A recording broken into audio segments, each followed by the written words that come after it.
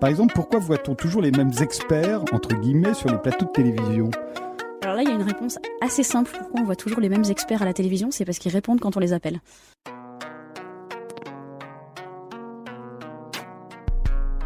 Le village des intellectuels, c'est qu'ils ont le temps. Bon, ils ont le temps, Platon le disait déjà, la scolée, ça veut dire à la fois le loisir et l'école. Bon, alors ce sont des hommes d'école qui peuvent prendre le temps de réfléchir, d'interroger, de réfléchir sur eux-mêmes, sur les autres, etc. Et de ce fait, ils peuvent rendre explicites des choses implicites.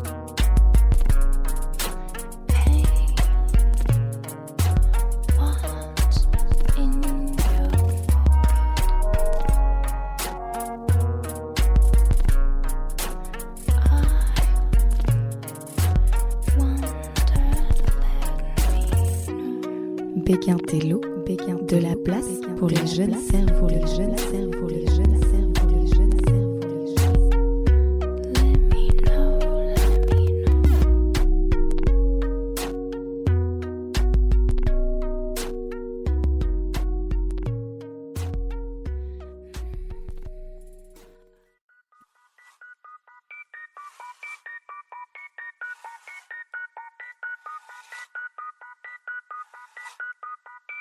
Bienvenue pour ce 6e épisode de Béguin-Tello. Cette fois-ci, c'est Élise Sey-Salaz qui va vous présenter son sujet de recherche passionnant. Direction les grands espaces naturels à la rencontre de grands carnivores pour comprendre les interactions entre les proies et leurs prédateurs. Elle a soutenu sa thèse en juin 2021 à l'université Lyon 1, qui est à nouveau partenaire de cet épisode. Un énorme merci pour le soutien qui me permet de continuer ce projet de podcast. Élise habite maintenant en Pologne, où elle prolonge ses recherches, en particulier dans l'observation des loups. C'est donc pour la première fois dans l'émission en visio que nous avons fait notre entretien. Alors vous entendrez malheureusement parfois des petits effets robotiques et autres désagréments sonores du distanciel. Je crois qu'on s'y habitue au bout de quelques minutes et j'espère que ça ne dérangera pas l'écoute. J'ai rencontré Élise car elle s'occupe avec d'autres chercheuses d'un superbe projet scientifique, féministe et indépendant, le projet Pangolin. L'idée est notamment de mettre en lumière le parcours de jeunes chercheuses qui font la science d'aujourd'hui. Et surtout de donner à toutes et à tous les outils nécessaires à la compréhension de la crise environnementale et des enjeux qui l'accompagnent. Leur but est de combattre la désinformation et rétablir le dialogue entre science et société. Bon, ça nous fait pas mal de points communs, donc c'était tout naturel de faire un épisode ensemble. D'autant plus que son sujet est vraiment génial. On parlera de loups, de lions, hyènes, chevreuils, zèbres, lynx, d'écologie et du rôle non négligeable des humains sur les écosystèmes. Quand je faisais le montage, j'ai réalisé qu'on a souvent utilisé le mot contre-intuitif. Alors, je vous invite à mettre de côté vos idées reçues pour nous plonger ensemble dans la savane, les paysages du Vercors et les réserves naturelles. Je vous encourage à jeter un œil évidemment au projet Pangolin. Un grand merci à Élise pour sa confiance et bonne écoute. Bonjour Élise. Bonjour. Merci d'avoir accepté de faire ce 6e épisode de Béguin-Tello. Merci à toi de m'avoir invitée surtout. Ta discipline, c'est évolution des écosystèmes microbiologiques, modélisation en spé écologie. Ça veut dire quoi tout ça déjà pour commencer ? C'est un vaste monde. Alors on va le réduire un petit peu. Ma spécialisation dans tout cet enchaînement de mots un peu compliqué, c'est l'écologie des interactions à prédateurs et notamment ce qu'on appelle l'écologie de la peur. En gros, toutes les interactions entre les animaux qui génèrent de la peur en fait et comment ça impacte ces espèces-là. En gros, c'est les relations entre les prédateurs, les proies dans la nature, les prédateurs entre eux et aussi en lien avec leur écosystème. C'est exactement ça. Pendant très longtemps, quand on étudiait les interactions proie-prédateur, on s'intéressait souvent qu'à une paire entre une espèce de proie et une espèce de prédateur. Sauf que souvent dans les écosystèmes, il y a plusieurs espèces de proies, mais aussi surtout plusieurs espèces de prédateurs. Et du coup, c'était ça l'intérêt de ma thèse, c'était quand on rajoute une autre espèce de prédateur dans l'équation, qu'est-ce qui se passe? Comment sont les interactions? Parce que longtemps, en fait, dans les recherches, on s'intéressait à un animal en particulier sans prendre forcément en considération les autres animaux qui peuvent coexister avec, que ce soit des prédateurs ou des proies, mais aussi l'environnement, le paysage. Et puis on en parlera aussi, bien sûr, à la fin, mais l'impact de l'homme aussi là-dessus. Tout à fait. Alors, ce qui est super intéressant et qui fait un petit peu rêver dans ta thèse, c'est ton terrain. Globalement, le terrain, ça a été quelque chose de très compliqué à amener dans cette thèse. Il y a quand même beaucoup de choses que j'ai faites avec des données qui existaient déjà. Donc, plein d'autres gens ont fait du terrain avant moi et j'ai pu récupérer leurs données. Mais après, j'ai eu l'occasion, moi, de pouvoir en faire. C'était chouette.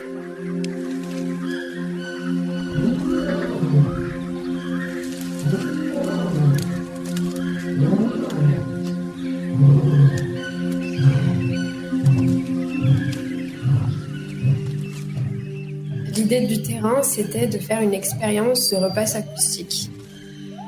C'est-à-dire de passer des sons aux animaux et de filmer leurs réactions. À la base d'un écosystème africain, donc on avait choisi Zimpala, et lui passer des sons de différents prédateurs, donc le lion, la hyène, le léopard, comprendre comment cette proie réagit face à ces différents prédateurs. Donc l'idée, c'était de le faire à Hwange au Zimbabwe, donc dans le parc national de Hwange en 2018, sauf que cette année-là, il y a eu un coup d'État, donc on n'est pas parti. Donc ensuite, on a tenté en 2019, et cette fois-ci, c'est tous les projets de recherche un peu nouveaux dans le parc qui ont été refusés. J'ai enfin pu partir en 2020, et cette fois-ci, on a changé d'endroit. On avait réussi à obtenir les accords pour aller faire cette expérience dans une réserve en Afrique du Sud, à Madikwe. Et donc, je suis partie fin février 2020. Et au bout de 2 semaines, l'aventure s'arrête, parce que du coup, c'est Covid, il faut rentrer. Donc, grosse déception. Et donc, le plan B, ça a été de faire la même expérience, mais en France, avec donc des espèces différentes. Et en fait, c'est ça que j'aime beaucoup avec ma thèse, c'est que finalement, peu importe l'écosystème ou les modèles biologiques qu'on utilise, on étudie toujours ces interactions, quoi. Donc, je l'ai fait dans la Drôme et l'Ain. Voici les espèces de proies que j'ai utilisées, c'était les chevreuils, et je leur passais des sons de loup ou de lynx.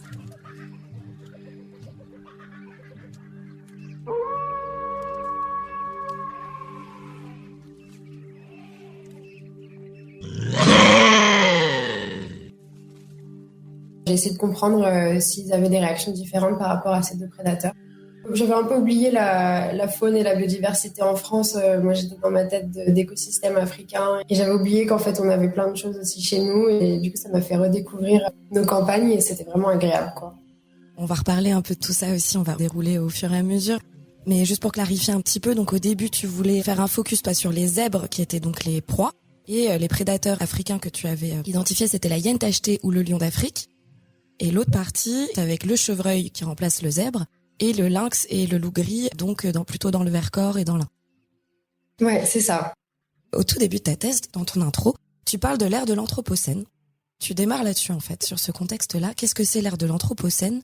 Qu'est-ce que ça veut dire et pourquoi c'est important dans ta thèse? L'Anthropocène, c'est une nouvelle ère qui a été décrite il n'y a pas si longtemps. C'est pour accompagner l'arrivée de Homo sapiens sur la planète Terre.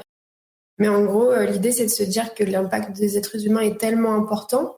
Il a pris le dessus sur beaucoup de processus naturels dans plein d'écosystèmes. Notre impact est tellement profond à tous les niveaux sur la planète. Le principe de ta thèse, c'est quand même les grands carnivores. C'est quoi un grand carnivore pour vous Comment je t'appelle d'ailleurs? Est-ce que tu es biologiste? Je suis biologiste. Mais biologiste, c'est tellement grand que souvent on se définit comme écologue. Et pas écologiste, tu vois. On peut être écologiste et écologue, mais écologue, c'est vraiment les scientifiques qui bossent sur l'écologie. Un grand carnivore, on le définit comme une espèce qui appartient à un groupe des carnivores, donc qui mange principalement de la viande, qui fait plus de 20 kilos. Là encore, la définition, suivant les personnes, elle change. Il y en a pour qui c'est 15 kilos, il y en a pour qui c'est 20. Il y en a même pour qui, des fois, c'est 12, mais moi, je suis plus pour 15 ou 20 kilos, quoi. Plus de 20 kilos, on appelle ça un grand carnivore. Tu écris dans ta thèse que donc 61% des grands carnivores mondiaux sont menacés selon l'Union internationale pour la conservation de la nature. Quelles sont les menaces actuelles que vivent les grands carnivores dans le monde? Les menaces principales, c'est la destruction de leur habitat, la déplétion de leur proie, donc ils n'ont plus d'endroit pour manger. Et il y a aussi évidemment la mortalité induite par les activités humaines comme la chasse, tu vois, ou les accidents de la route. Et ça, c'est les 3 grosses principales menaces. Vraiment, j'insiste sur la destruction de leur habitat et la déplétion de leur proie parce que c'est les 2 plus grosses. Mais après, voilà, les activités humaines font aussi que malheureusement, on en perd pas mal comme ça. La définition de l'écologie, c'est les interactions entre les êtres vivants et leur environnement. Et donc, ce qu'on peut expliquer avec l'écologie, c'est tous les mécanismes sous-jacents qui expliquent la distribution des espèces et leur abondance, c'est-à-dire où elles sont et combien elles sont. Ouais, puis ce qui est intéressant dans ta thèse, c'est que tu insistes sur l'importance d'évaluer et comprendre ces écosystèmes et surtout les grands carnivores comme leurs proies, comment ces variations de population, de territoire vont évoluer avec les changements mondiaux et l'impact sur les écosystèmes, et que tout ça donc est très important à étudier en ce moment puisque globalement, ils sont en train de plutôt être menacés. Exactement, voilà. C'est-à-dire que comme on a des changements d'abondance rapides, on va dire, plus rapides qu'à une certaine époque, il faut qu'on comprenne pourquoi et comment. Première chose importante de ta thèse, c'est donc, comme on l'a dit, déjà, c'est de prendre en compte l'environnement des animaux dans leur espace de vie, mais aussi la petite particularité de ta thèse, et ça c'est un peu plus le fond de ton sujet, c'est de prendre en compte un réseau d'interactions entre espèces et considérer plusieurs espèces de prédateurs ensemble. Quel était l'intérêt principal d'utiliser cette méthode ? Si on prend qu'une paire d'espèces dans l'environnement, il nous manque vraiment toute une partie de l'histoire. Parce que un chevreuil, par exemple, on va regarder comment un chevreuil réagit au loup, mais sa réponse de proie au loup, on peut pas prédire si ce sera exactement la même à du lynx, par exemple. Donc, une proie, c'est pas parce qu'elle se comporte d'une façon avec un prédateur qu'elle va se comporter de la même façon avec un autre prédateur. Et la raison toute simple pour ça, c'est que nos prédateurs, ils sont différents. Ils ont des façons de chasser qui sont différentes, des organisations sociales qui sont différentes. S'ils ont des organisations sociales ou alors s'ils sont solitaires, ils ont des tailles corporelles différentes. Ils utilisent vraiment l'environnement différemment. Et donc, tout ça fait que, voilà, on peut pas prédire ce qui va se passer pour une proie si elle est face à un nouveau prédateur. Donc, l'importance de rajouter un prédateur dans l'équation, c'est de comprendre déjà ça. Ensuite, la deuxième chose, c'est que les interactions entre les prédateurs, elles peuvent aussi avoir un impact avec leur interaction avec les proies. Un prédateur, peut-être qu'il va être moins dangereux pour une proie s'il a un autre compétiteur dans le milieu avec lui. Un loup, peut-être qu'il sera moins dangereux pour le chevreuil dans un milieu où il y a aussi du lynx. Parce qu'il doit être en compétition un peu avec le lynx, consommer des chevreuils. Donc du coup, pour lui, c'est plus dangereux parce qu'il a 2 prédateurs, mais le risque de prédation du loup, par exemple, sera moins fort dans un milieu où il y a du lynx que dans un milieu où il n'y a pas de lynx. Et ça, c'était un vrai manque dans la littérature, mais notamment parce qu'on n'avait pas les moyens techniques pour le faire. Il faut beaucoup d'argent pour faire ce genre d'études, ça prend des années, il faut des terrains qui durent longtemps. Pour ton terrain, du coup, il a duré combien de temps ? Quelle technique t'as utilisée pour observer, je le rappelle, les zèbres, les hyènes, les lions et les chevreuils, les lynx et les loups gris ? Les 2 expériences ont duré chacune 3 mois. Je m'intéressais vraiment au comportement des animaux immédiatement en réponse à un risque de prédation. Je passais un son de prédateur et moi je filmais la réaction des animaux derrière pendant plusieurs minutes pour comprendre comment ils réagissaient, s'ils réagissaient différemment. Et après, par exemple, pour le reste de ma thèse, toutes les données que j'ai utilisées, c'est des suivis pièges photos qui ont duré, par exemple, des années ou des colliers GPS qui ont été posés sur des animaux et les protocoles ont duré aussi plusieurs années, quoi. Il nous faut, en fait, prendre du recul autant en termes de temporalité que d'espace. Et c'est pour ça qu'il nous faut des grands jeux de données sur des temps longs, sur des échelles assez grandes pour pouvoir avoir une fiabilité dans nos résultats qui est plus importante. Ce qui est important dans ta thèse et que tu mets beaucoup en comparaison, c'est aussi les modes de chasse de ces grands prédateurs. Et d'ailleurs, tu ne les as pas choisis par hasard. Il y a 2 types de modes de chasse dont tu parles. Il y a la chasse à l'affût et la chasse cursorale. Est-ce que je le prononce bien ? Cursorio, ouais, ça marche, Cursorio. c'est ça, cursorial. Ouais. Est-ce que tu peux nous expliquer un petit peu avec peut-être des exemples de ton terrain et directement des animaux que tu as étudiés ? En gros, vraiment, la chasse à l'affût, c'est souvent les félins. Les lions et les lynx, par exemple, ils font ça. Ils prennent leur proie par surprise. C'est-à-dire qu'ils se cachent pendant longtemps, ils observent leur proie, ils font pas de bruit, et d'un coup, ils leur sautent dessus.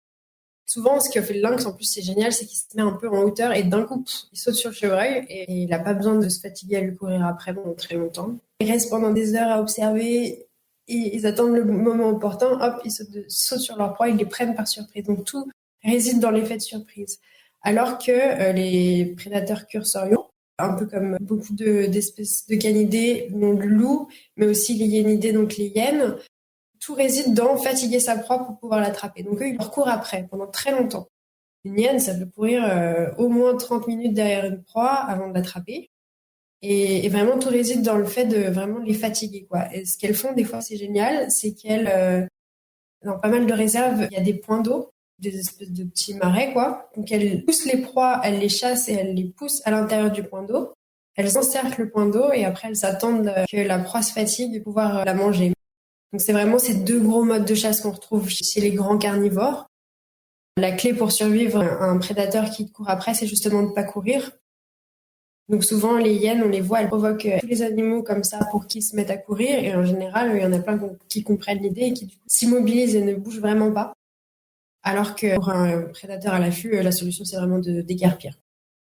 Comme ça, elles restent en troupeau, elles restent en groupe. Parce que du coup, elles sont pas fatiguées, elles sont trop compliquées à manipuler pour les prédateurs à l'affût. En fait, le fait de courir derrière une proie et de la fatiguer, ça permet à ces prédateurs aussi de s'attaquer à des proies qui sont vraiment plus grosses que eux. Et du coup, une proie fatiguée, c'est toujours plus facile à manipuler. Une fois que tu as réussi à attraper ta proie, de pouvoir la manipuler, de vraiment faire en sorte qu'elle arrête de bouger ou qu'elle meure et de pouvoir la consommer. C'est vraiment un effort, la prédation et la chasse. C'est pas parce qu'on commence une chasse qu'on va la terminer.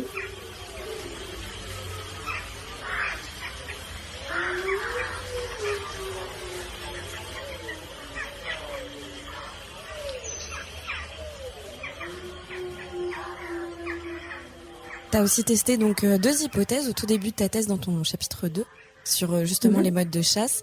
Il me semble avec les lions, les zèbres et les hyènes. Première hypothèse.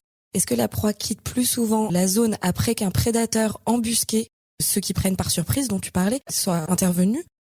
Ou, deuxième hypothèse, selon l'habitat. Est-ce que les proies sont plus réactives si elles sont dans un habitat fermé que ouvert? Tu as testé ça donc sur les lions, les hyènes et les zèbres. Est-ce que tu peux nous en parler un petit peu de ces 2 hypothèses et puis surtout des résultats? J'ai récupéré des données qui ont déjà été récoltées parce que tout est issu de colliers GPS. Et donc c'était un super jeu de données parce qu'on a eu donc à Mwangi, dans le parc national de Mwangi au Zimbabwe, pendant pas mal d'années, 3 espèces qui avaient des colliers en même temps, les lions, les zèbres et les hyènes. Et ça, maintenant, ça se fait de plus en plus, mais franchement, c'est assez rare. Et du coup, avec ma directrice de thèse, on a sauté sur l'occasion pour essayer de comprendre comment les zèbres réagissent à des rencontres avec les lions par rapport à des rencontres avec les hyènes. Essayer d'évaluer quand on avait ces 2 espèces qui étaient à 500 mètres l'une de l'autre pour qu'on sache qu'il y en ait au moins une des 2 qui détectait l'autre. En général, à 500 mètres, il y a peu de doute. On regardait quelle était la trajectoire des zèbres derrière. On a sélectionné que les rencontres de nuit pour se dire que c'était des rencontres potentiellement dangereuses parce que c'est à ce moment-là que les prédateurs chassent. Enfin, en tout cas, à Mwangi, c'est comme ça. Dans la savane, c'est souvent comme ça. Les prédateurs sont nocturnes. On a pris toutes les rencontres qui ont eu lieu de nuit et on s'est rendu compte qu'ils avaient 2 fois plus de chances de prendre la fuite quand ils avaient rencontré un lion que quand ils avaient rencontré une hyène. En général, ils mettaient beaucoup plus de temps à revenir dans la zone où ils avaient rencontré un lion que quand ils avaient rencontré une hyène. Et donc, c'était intéressant. On a pu se rendre compte, en fait, de la perception du risque des proies en fonction du prédateur et qu'une rencontre avec un lion était perçue comme beaucoup plus risquée qu'une rencontre avec une hyène, par exemple. Comment ça s'explique ça que pour un zèbre, un lion est plus dangereux, qu'il ait plus peur d'un lion que d'une hyène? Alors ça s'explique de plusieurs façons. Déjà, la première, c'est que vraiment, le zèbre, c'est la proie principale du lion. C'est-à-dire que quand on regarde son régime alimentaire, la majorité de ce qu'il mange, c'est du zèbre.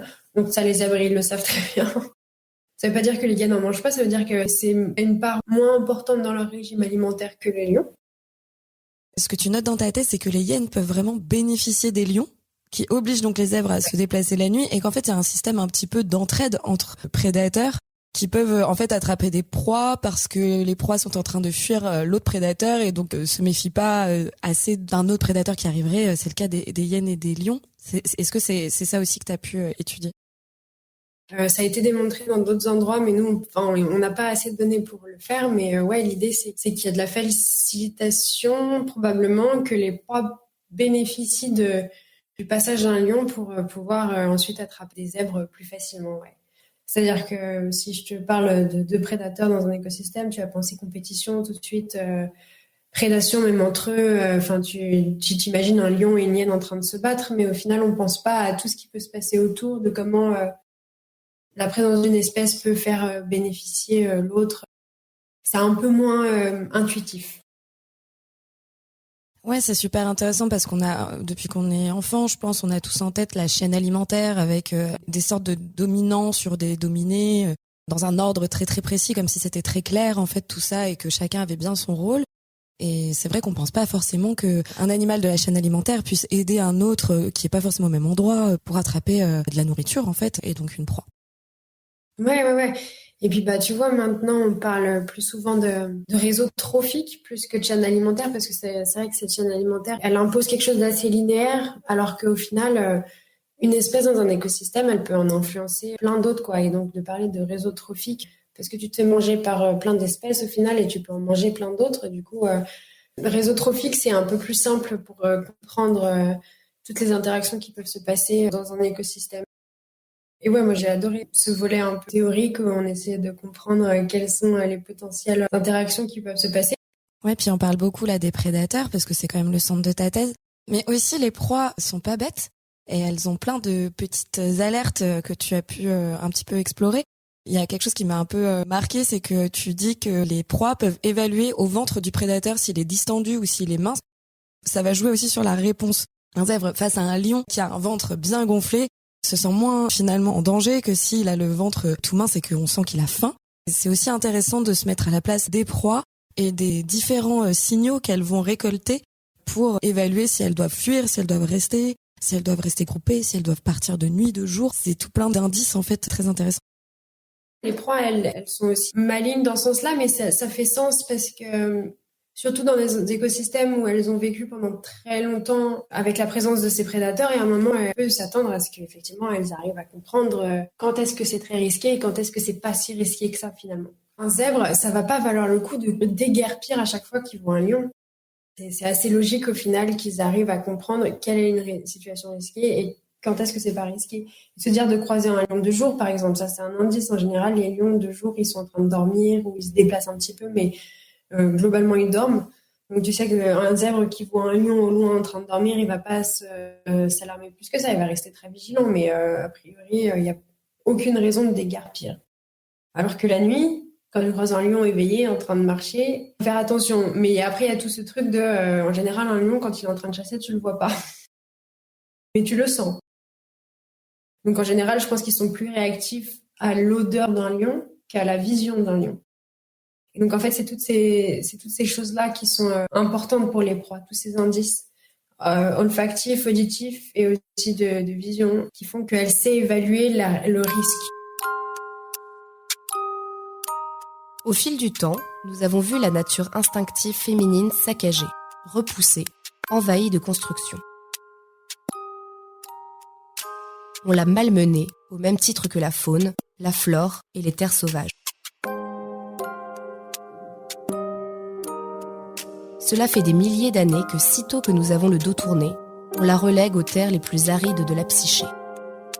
Au cours de l'histoire, les terres spirituelles de la femme sauvage ont été pillées ou brûlées. Ces tanières détruites au bulldozer, ces cycles naturels forcés à suivre des rythmes contraires à la nature pour le bon plaisir des autres.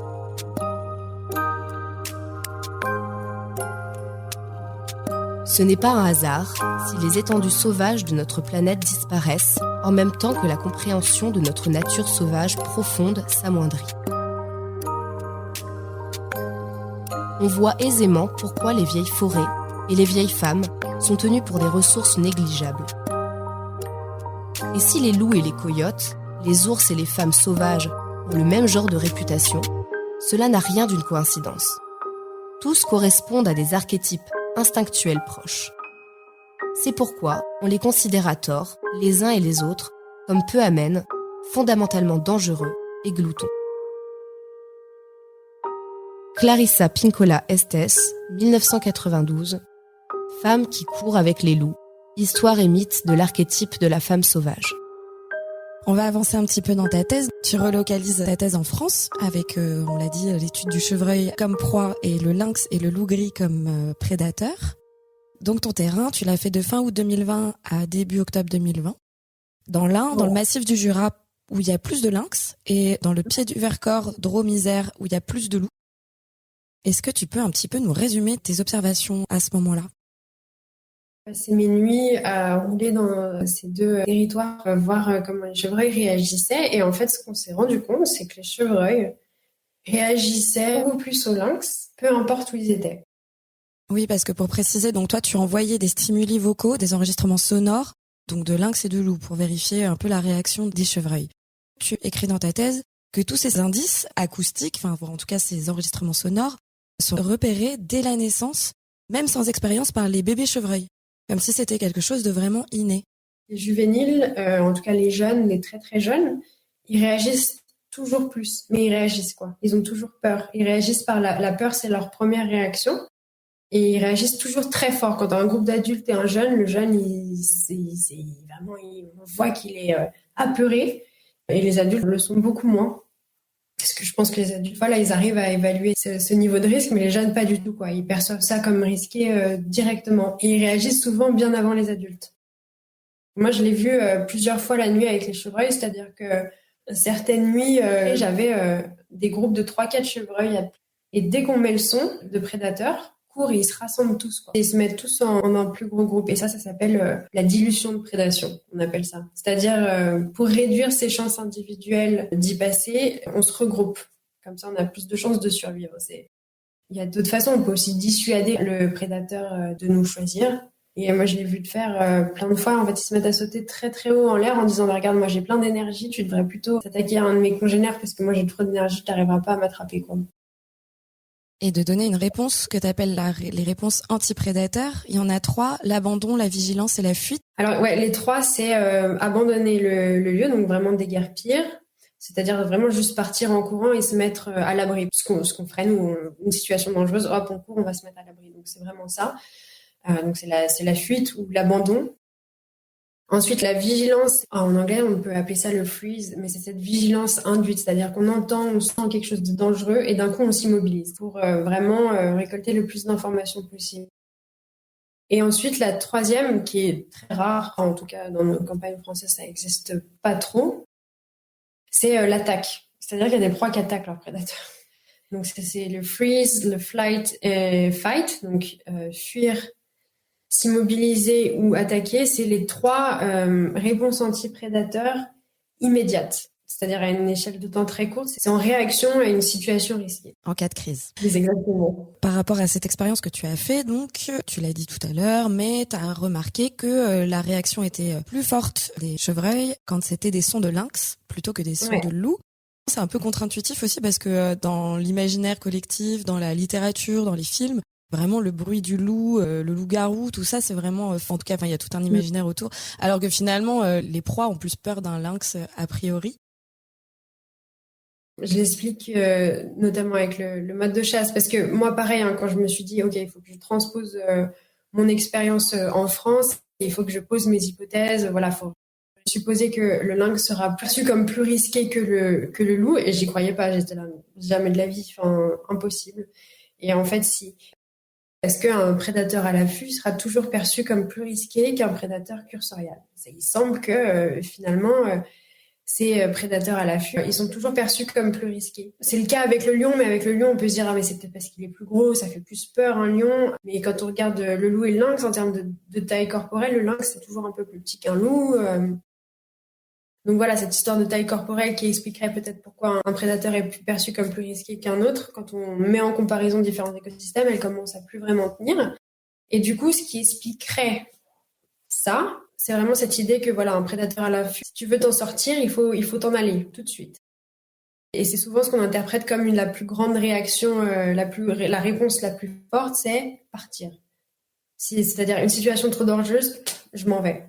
C'est vraiment aussi la meilleure réponse quoi, pour un prédateur à l'affût, c'est vraiment de partir, de ne pas laisser la chance de pouvoir t'attraper. Mais ça paraît logique aussi parce qu'il y a l'effet de surprise qui est moins contrôlable. Et en fait, par exemple, de se dire que si on a un indice olfactif, si on sent un prédateur à l'affût, il y a encore de grandes chances pour qu'il soit dans le coin en train de nous espionner, quoi, pour nous attraper au moment opportun.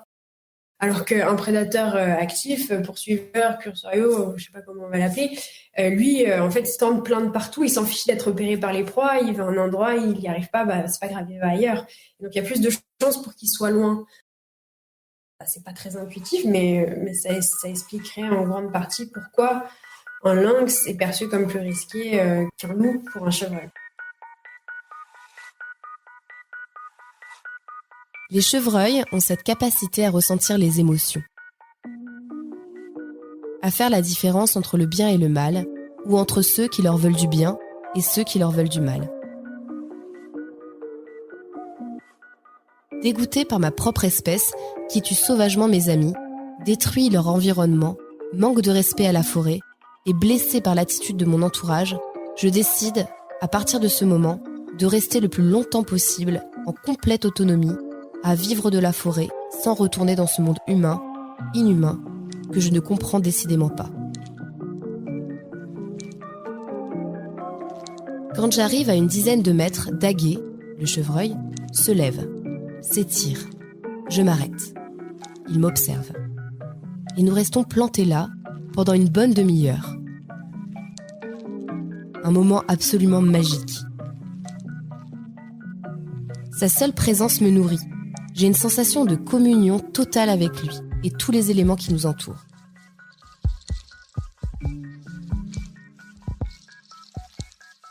Daguet m'a intégré à son environnement et je suis le premier à accéder à un tel privilège. Mon cœur et mon âme sont en paix. Mon cerveau est à l'arrêt. À ce moment précis, mon existence dans son ensemble n'est régie que par une loi, une seule, le respect. Au bout de quelques minutes, une première pensée m'envahit. Pourvu que l'on ne soit pas dérangé par d'autres humains. Ce serait terrible s'il m'associait à eux. L'homme chevreuil, 7 ans de vie sauvage, Geoffroy Delorme, édition Les Arènes, 2021. Pour finir un petit peu sur toute cette étude que tu as faite donc en France avec les loups, les lynx et les chevreuils, peut-être un petit rappel important que tu mets à la fin de ce chapitre. Tu parles un peu de l'évolution des choses en expliquant qu'autant que le lynx que le loup ont été absents quand même, il faut pas l'oublier, du territoire français pendant plus d'un siècle. Dû à la persécution humaine, donc vraiment la chasse, il y avait une volonté d'éradiquer les loups, par exemple, le lynx au territoire français. Il y avait même une brigade qui a été créée par Napoléon, qui sont les louvetiers, qui existent toujours aujourd'hui. Quand on doit faire des tirs de loups, on appelle ces personnes-là, qui sont les seules personnes accréditées à le faire, mais enfin bref. Il y avait une vraie volonté d'éradiquer des prédateurs du territoire français, ça a été réussi. Mais ils ont subsisté, par exemple, dans les Alpes, les loups, il y a une population qui a subsisté dans le parc national du Grand Paradis. Et en 92, on a observé de nouveau pour la première fois des loups côté français. Les lynx, c'est différent et pour eux, c'est beaucoup plus compliqué. C'est-à-dire qu'il y a eu des réintroductions dans les années 70 dans le Jura et globalement, la population de lynx, elle peine à s'étendre et à recoloniser le reste du territoire. Donc, elle est vraiment très contrainte à cette partie est de la France et notamment dans le Jura. C'est important de dire que les lynx comme les loups ont été quasiment absents du territoire français, en tout cas pendant plus d'un siècle. Ça fait finalement 25 ans que les loups ont recolonisé les Alpes françaises et puis un petit peu plus pour les lynx, mais comme tu le dis, c'est pas si simple dans le Jura et les Vosges. Exactement. Ça veut dire que je pense que les réponses des proies aux prédateurs qu'on observe à l'heure actuelle, ce sont pas les mêmes que celles qu'on aurait pu observer au moment où les loups ont recolonisé l'endroit où elles étaient. Et ce sera peut-être pas les mêmes 60, 70 ans, quoi. Donc tu apportes aussi toutes les données historiques, les changements environnementaux qui ont eu lieu et ça donne beaucoup de variabilité de la relation proie et prédateur et prédateur ensemble aussi. On arrive à ton chapitre 4, on retourne en Afrique. Comment les grands carnivores coexistent dans un écosystème de savane. Pour comprendre aussi comment les proies réagissent, il faut aussi qu'on comprenne comment les prédateurs entre eux, ils interagissent parce qu'ils peuvent se faciliter ou se rendre la tâche plus difficile et du coup être perçus comme plus ou moins risqués par les proies. Et donc pour ce chapitre-là, on utilise c'est des données de pièges photo. Je ne sais pas si tu vois ce que c'est un piège photo. Tu peux nous expliquer en quelques mots peut-être? Alors, expliquer dans les pièges photos, c'est des petites caméras qui s'activent au mouvement. Et donc on utilise ça un peu partout. En vrai, il y en a vraiment partout parce que ça s'est vachement démocratisé. Il n'y a pas que des scientifiques qu'on utilise, mais n'importe qui peut en avoir. Et en gros, on pose ça sur un arbre, dans la nature, et tout ce qui va passer devant le piège photo va être pris en photo, soit filmé. L'utilisation des pièges photos, vraiment, s'est démocratisé, en tout cas en écologie, et ça nous permet de récolter des données sans être là. Ça nous permet d'observer ce que nous, on peut pas observer, donc c'est vraiment génial. C'est un outil super utile, qui est aussi pas invasif, c'est-à-dire qu'on n'a pas besoin d'embêter les animaux, on va juste poser nos pièges dans la nature. Oui, et c'est super intéressant cette partie de ta thèse. Pour remettre un petit peu le contexte, les espèces que tu as analysées, c'est le lion, les hyènes tachetées, les léopards, donc comme tu disais via le piège photographique dans le parc national du Hwang, c'est ça, au Zimbabwe? De Hwang, ouais, au Zimbabwe. En fait, la majorité de mes données viennent de là-bas. Et c'est une des plus grandes zones protégées africaines et la plus grande aire de conservation transfrontalière du monde. C'est quand même important de dire que ce terrain-là est aussi très particulier parce qu'il est très très protégé. Ils ont connecté toutes leurs aires protégées pour pouvoir laisser évoluer librement les grands herbivores. C'est de ça que ça vient, c'est de pouvoir laisser bouger les éléphants, les girafes comme bon leur semble, parce que c'est des espèces qui ont besoin de parcourir des distances énormes. C'est un lieu dans le monde qui est super important, quoi. Je ne crois pas qu'il y ait ça ailleurs. Donc c'est vraiment une zone exceptionnelle.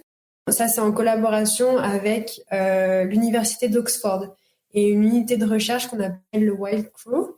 Et du coup, c'est eux qui gèrent tout ce suivi de pièges photos, qui est très rigoureux, et ils ont énormément de personnes dédiées à juste l'analyse et le dépouillement de toutes ces photos qu'ils récupèrent. Donc, ils font un travail exceptionnel. Et moi, j'ai eu la chance de pouvoir collaborer avec eux et qu'ils me laissent utiliser leurs données. Mais voilà, c'est important de le préciser, c'est le résultat aussi d'une collaboration internationale entre équipes de recherche. Et donc, à partir de toutes ces données, toi, tu as étudié la coexistence de lions, hyènes tachetées et léopards. Et surtout, tu as testé des hypothèses. L'hypothèse du suiveur et de l'exploitation différée. Qu'est-ce que c'est et quelles sont les hypothèses? Est-ce que tu peux nous les décrire un petit peu? Il y a un volet spatial et puis un volet temporel. Et moi, j'ai regardé temporellement, en fait, comment s'organisaient les prédateurs. C'est-à-dire que je regardais des intervalles de temps entre le passage de deux prédateurs au même endroit. Ce qu'on s'est rendu compte, c'est que y avait des espèces, les hyènes par exemple, qui étaient systématiquement vues après un lion ou après un léopard. Donc on a appelé ça l'hypothèse du suiveur. Dans les 2 heures qui suivaient le passage d'un lion, on voyait très souvent une hyène qui passait au même endroit.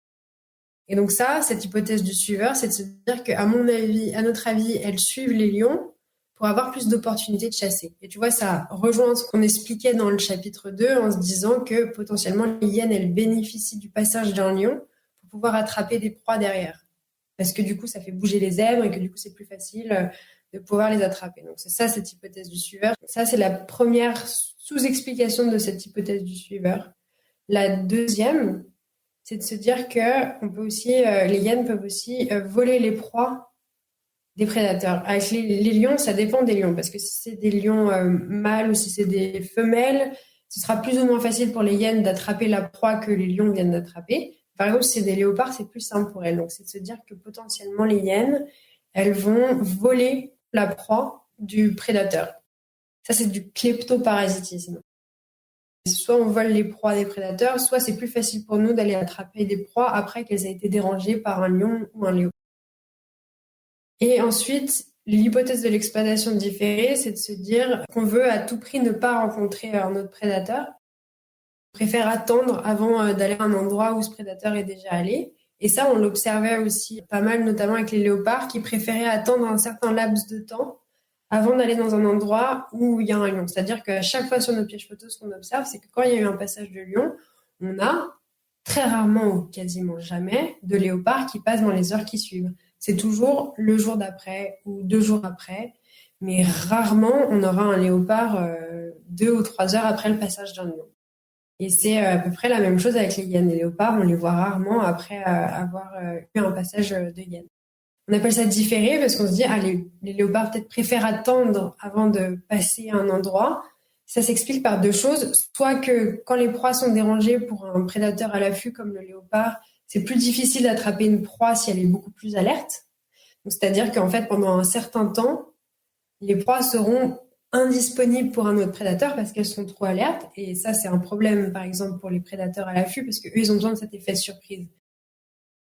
Et l'autre hypothèse, c'est par exemple pour aller à une carcasse, s'il y a une carcasse d'éléphant ou quelque chose comme ça, pour elle, c'est peut-être plus simple d'attendre que les lions ou des prédateurs un peu plus imposants comme les lions ou les hyènes aient fini d'utiliser la carcasse. Et aussi, c'est se dire d'éviter d'autres prédateurs, d'éviter la confrontation directe. Donc, attendre longtemps avant d'aller là où un lion allait, c'est aussi réduire ses chances de le rencontrer. Et c'est aussi éviter de se faire attaquer. Les léopards subissent beaucoup la prédation intra-guilde, c'est-à-dire la prédation par d'autres prédateurs. Et petite anecdote, les léopards, souvent, ce qu'ils font, pour éviter, par exemple, de se faire voler leur proie, ils les cachent dans les arbres. On voit souvent les léopards dans des arbres, que ce soit un impala, enfin n'importe quel ongulé qui est pendu à un arbre, c'est souvent l'œuvre d'un léopard. Ils font ça pour éviter qu'on leur prenne leur proie. Et éviter le charognage aussi. Le charognage, ouais, c'est ça, le charognage des autres animaux, mais surtout parce que les hyènes, elles sont très fortes à ça, voler les proies des autres, et les lions aussi le font, hein. Donc voilà, ils cachent leurs proies dans les arbres. Je trouve ça génial, cette technique pour pouvoir survivre. Ouais, ça fait un petit étendoir à carcasse, quoi. Et c'est ça, en fait. Souvent on se balade et d'un coup tu vois un impala qui est à moitié éventré dans un arbre, mais en fait c'est un léopard qui a fait ça, quoi. Tout le monde met en place différentes stratégies pour pas se faire manger et manger au maximum globalement, hein, si je résume dans les gros traits.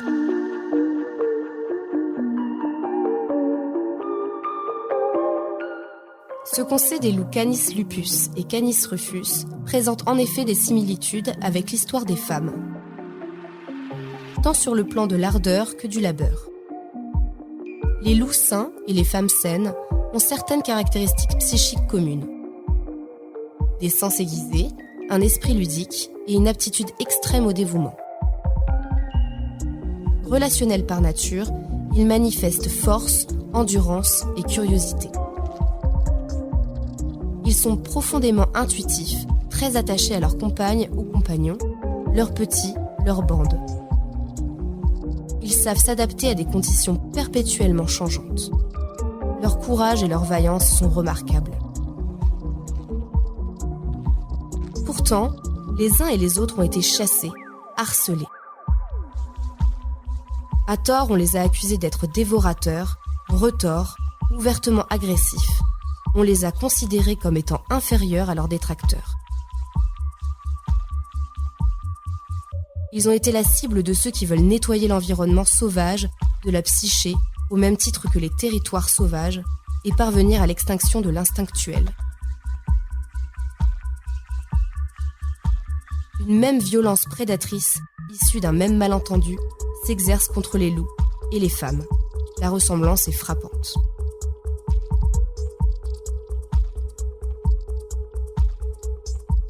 Clarissa Pinkola Estes, 1992, Femme qui court avec les loups, histoire et mythe de l'archétype de la femme sauvage.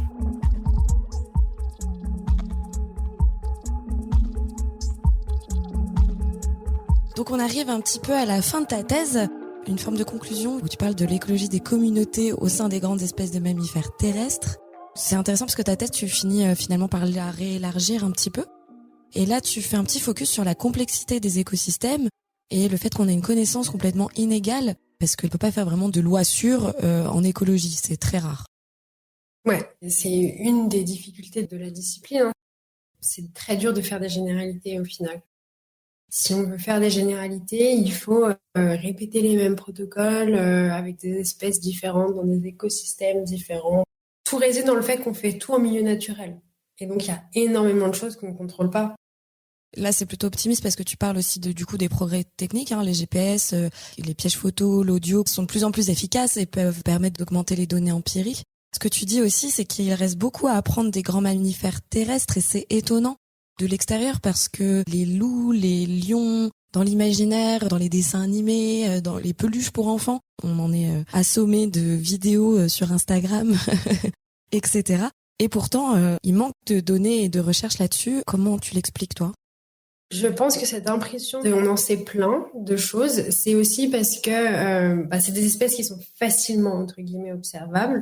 C'est un objet d'étude qui, conceptuellement parlant, est facile d'accès. Étudier les atomes, c'est pas pareil que étudier des herbes. Pour étudier des atomes, il faut quand même passer par tout un processus mental et de réflexion. Et il y a besoin de matériel et de choses qui font que c'est difficile d'accès. Étudier les zèbres, les loups, tout ça, tu vas dans la nature, tu les vois, et du coup, plein de gens qui les étudient, enfin qui les photographient, qui les suivent. C'est facile en fait de raconter des histoires de pourquoi ils font ça, comment ils le font. C'est facile d'accès. Et du coup, la vraie science, entre guillemets, la recherche scientifique derrière, elle a, pour plein de raisons logistiques et de moyens techniques, pas beaucoup pu avancer là-dessus pendant très longtemps. Alors qu'à côté, dans des milieux pas scientifiques du tout, c'était facile de transposer des observations personnelles et d'en faire une connaissance générale. On s'est fait beaucoup d'histoires autour de ces animaux, donc peut-être qu'aussi ça nous joue des tours quand il faut étudier réellement leur vie. Ouais, c'est ça. Et puis, on va être très clair, hein. Étudier les loups en France, c'est très compliqué pour plein de raisons politiques de tous bords, hein. Que ce soit les gens qui sont absolument contre les loups et les gens qui sont absolument pour les loups. En général, les deux extrêmes sont assez d'accord pour mettre des bâtons dans les roues aux scientifiques. Les grands carnivores, avec les conflits qu'ils génèrent, il y a aussi toute cette dimension politique qui fait que ça freine beaucoup la recherche. Il faut arriver à pouvoir collaborer avec tout le monde, parce qu'on a besoin de tout le monde quand on travaille sur ces espèces, de tous les camps, hein. Il faut travailler avec les chasseurs, il faut travailler avec les éleveurs, il faut travailler avec les associations, il faut travailler avec tout le monde, donc ça c'est déjà très compliqué. Bonjour, t'as dit la nuit, t'es le dernier qui reste. Pourquoi ce regard funeste ? Relève la tête et reparle à tes étoiles comme avant. Il reviendra le beau temps. Je te vois toujours seul sur ce banc, nuit après nuit, et les nuits se succédant. Tu dois aimer ces baskets pour les regarder autant. Allez, relève la tête, il reviendra le beau temps. On a toujours une joie, quelque part, qui sommeille à célébrer. Un genre de soleil finira bien par se lever. Tu mangeras des baisers jusqu'à l'indigestion. Retrouve ta direction. Ferme les yeux, par où souffle le vent. Colère et haine ne mènent qu'à l'autodestruction. Éclaire les trucs sombres, c'est à toi de décider. Un genre de soleil finira bien par se lever. Faudra que tu sois prêt. Bonjour, t'as dit la nuit, t'es le dernier qui reste. Et pourquoi ce regard funeste ? Parfois moi aussi, je suis parlé ainsi. Rien de bon quand j'arrive, non. Rien de bon quand j'arrive dans le parc de la petite France. Je tiens debout mais en substance illicite. Et je crois que je suis lucide sur la balançoire et le bateau pirate. Je parle sans copyright. À la nuit pour les masses à l'ami, je crois.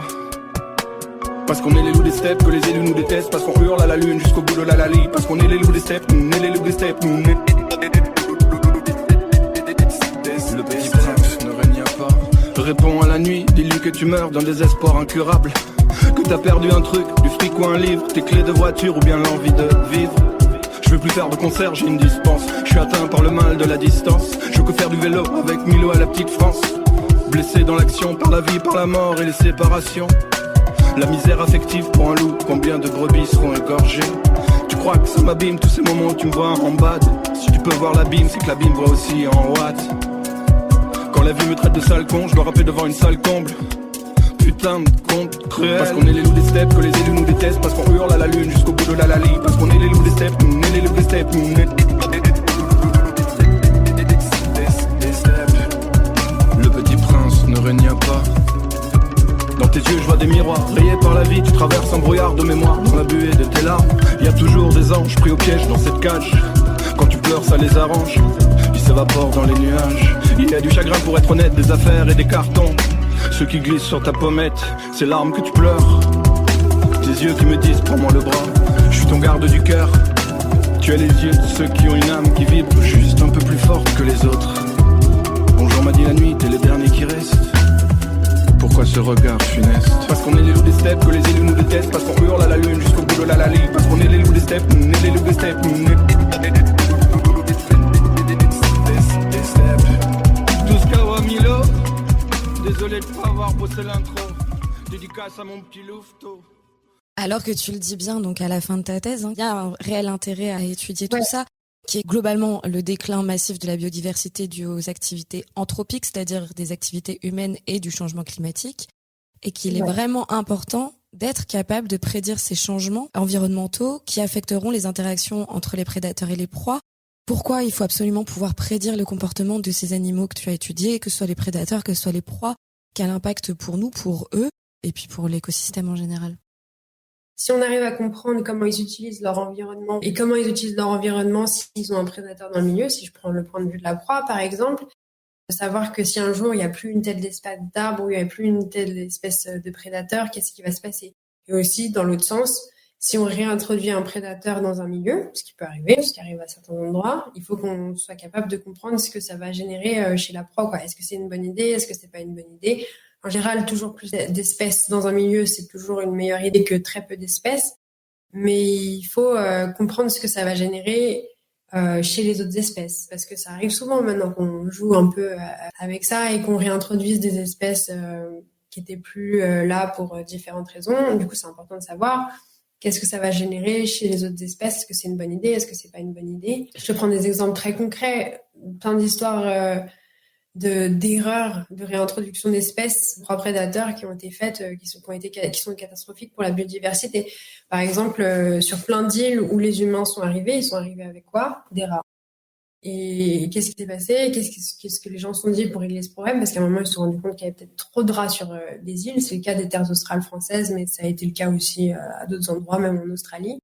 On va introduire le prédateur naturel des rats. Et c'est quoi le prédateur naturel des rats? C'est le chat. Mais après, problème, le chat, une fois qu'il a éradiqué les rats de l'île, il s'attaque à quoi? Il s'attaque aux oiseaux marins qui viennent nicher sur ces îles. Problème pendant des années sur les terres australes françaises où il y a eu des campagnes d'abattage de chats pendant des années parce qu'ils avaient été réintroduits par les humains pour éradiquer les rats, mais sauf que du coup, ils sont devenus une menace pour les oiseaux qui venaient nicher sur l'île. Tout cet écosystème est donc très très fragile et en fait à chaque fois que nous on intervient dedans, ça a des conséquences qui nous dépassent complètement parce qu'on ne le connaît pas assez, aussi parce qu'on n'est pas toujours très intelligent. Enfin bon, ça c'est mon... Oui, voilà. Et parce que voilà, on manque de connaissances, quoi. On ne sait pas ce que ça va générer. Oui, on voit pas plus loin que le bout de notre nez quelque part. C'est ça, on manque de perspective et du coup de savoir comment un prédateur interagit avec les proies et quel genre de proie il chasse et ce genre de choses.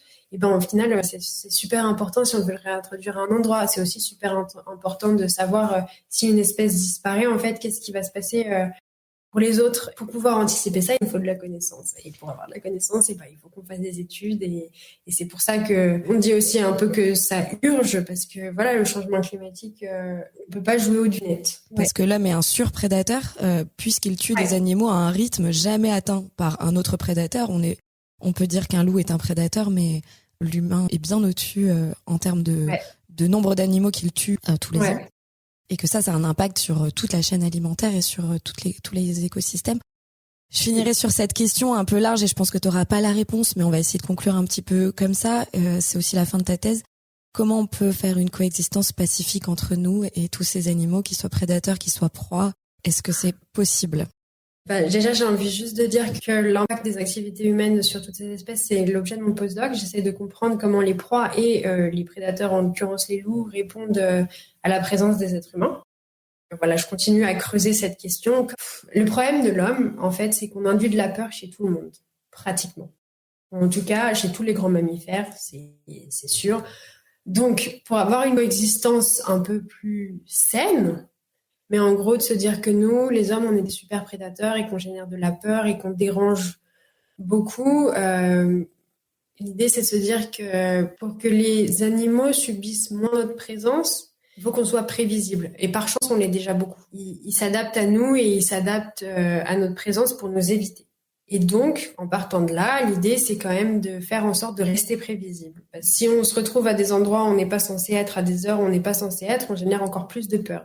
Spécifiquement pendant les périodes de reproduction et en hiver, où c'est très coûteux pour eux de fuir et de partir, être prévisible quand on va dans la nature, pas de s'aventurer où il y a personne qui va, de rester sur les chemins, d'y aller la journée, peut-être pas la nuit.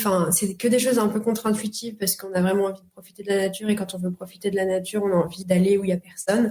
Mais en fait, rien que notre présence, et il y a de plus en plus d'études qui le démontrent, rien que notre présence dérange les animaux. Moi, je dirais le plus simple, c'est d'être là où on nous attend. Les animaux, ils sont assez forts pour nous anticiper. Ils sont plus forts que nous. Tu veux dire qu'il faudrait que les humains restent un peu à leur place, quoi. Ouais, c'est ça, en gros. Mais on peut pas forcer les gens non plus, tu vois, on peut pas les forcer à ne pas aller dans la nature. Mais il y a de plus en plus de gens qui se rendent compte de ça, que peut-être il faut quand même des zones sans dérangement humain.